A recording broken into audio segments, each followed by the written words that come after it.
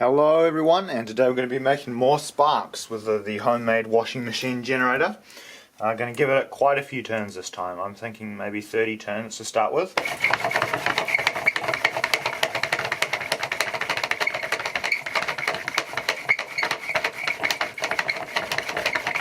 Alright, that's about 30 quarter turns or so.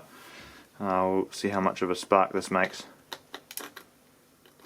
Ooh, that was very loud. That hurt my ears a lot. Don't know if the camera picked up how loud that was, but that was incredibly loud. It's like a bit of a shockwave it gave off there. There's quite a bit of charring to the capacitor terminals now, and it's even blowing some bits of the metal off, which is interesting. We'll go to a few more turns and see how big we can get it to go before it breaks or something.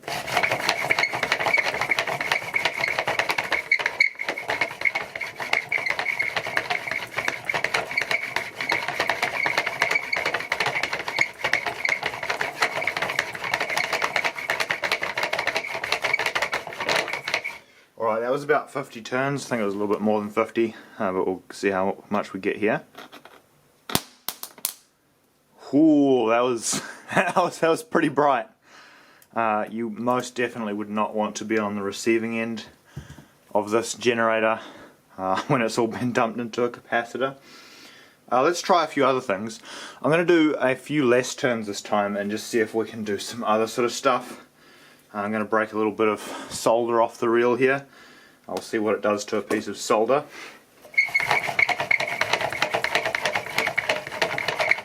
Alright, I'm now going to contact the terminals with a bare piece of solder, no insulation.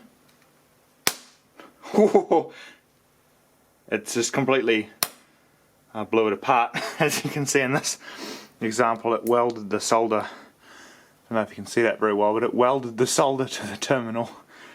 So that's one way to solder things together.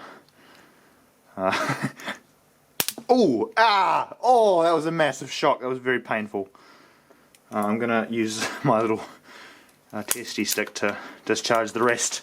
There was quite a bit of energy left in there, and I got a nice little painful shock there. Probably a lot lower voltage than what it was before though, so I should be fine. Anyway, that was just some more sparks with the old washing machine generator.